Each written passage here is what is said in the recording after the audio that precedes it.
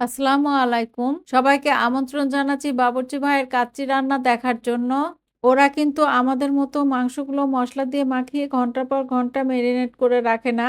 বাজার থেকে কিনে আনার সাথে, সাথে ওরা রান্না করে ফেলে, তবুও অনেক মজার হয়। তো চলুন দেখে নিন এর পুরো প্রস্তুত প্রণালী। কাচ্চি রান্নার জন্য ১ম এ শুধু জর্দা রং দিয়ে আলু মাখিয়ে নিচ্ছে। রং মাখানোর পর আলুগুলো একটা বাঁশের ঝাঁঝরিতে ঢেলে রেখেছে। এবার হাতের মধ্যে একটা নতুন গামছা পেঁচিয়ে নিয়ে খাসির মাংসগুলোর মধ্যে যেটুকু পানি আছে সেটুকু মুছে নিচ্ছে। মাংসগুলোর পানি মুছে নেওয়ার পর মাংসগুলোর মাঝখানে একটু ফাঁকা করে নিল। এদিকে রং মেশানো আলুগুলো তেলের মধ্যে ভেজে নেওয়া হচ্ছে। মাংসের মধ্যে প্রথমে দিয়ে দিচ্ছে গোটা কিছু গরম মশলা। ওরা কাচ্চির একটা স্পেশাল মশলা বানিয়েছে, সেটা দিয়ে দিচ্ছে। আরও কিছু গরম মশলা দিয়ে দিল। আলু বোখারা দিল। কিশমিশ দিল। লবণ দিল। দিচ্ছে গোলাপ জল। এবার দিচ্ছে মরিচ গুঁড়ো। দিচ্ছে আদা রসুন পেস্ট। এবার দিচ্ছে বাদাম আর পোস্তদানা বাটা। দিচ্ছে টক দই। এখন খুব ভালো করে সবকিছুকে মিশিয়ে নিচ্ছে। খুব ভালো করে সবকিছুকে মিশিয়ে নেওয়ার পর এর মধ্যে দিয়ে দিচ্ছে টমেটো কেচাপ। বাবুর্চি ভাই চেখে দেখলো একটু লবণ কম মনে হচ্ছে, তাই আরো কিছুটা লবণ দিয়ে দিল। অনেকগুলো আস্ত কাঁচামরিচ দিয়েছে। এবার মাংস একটু কেটে খেয়ে দেখবে যে ঠিকমতো সবকিছু হয়েছে কিনা। এখন দিচ্ছে অনেকগুলো পেঁয়াজ বেরেস্তা। এরপর তেল আর ঘি দিয়ে দিচ্ছে। জর্দার রঙও দিয়ে দিল।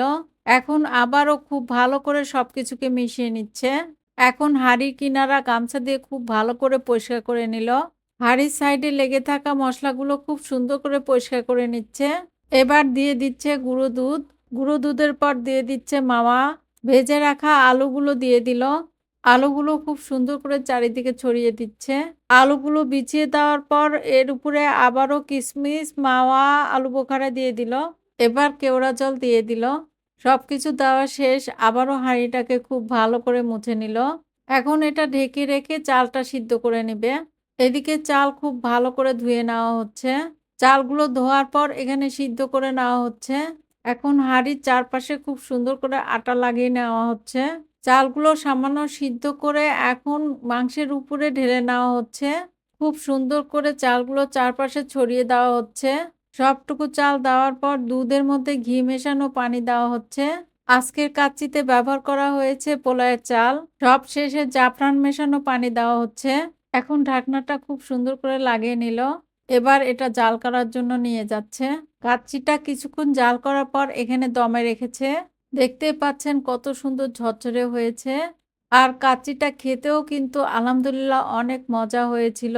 আশা করি আজকের রেসিপিটি আপনাদের কাছে অনেক ভালো লেগেছে। সবাই ভালো থাকবেন। আজ এ পর্যন্তই। আল্লাহ হাফেজ।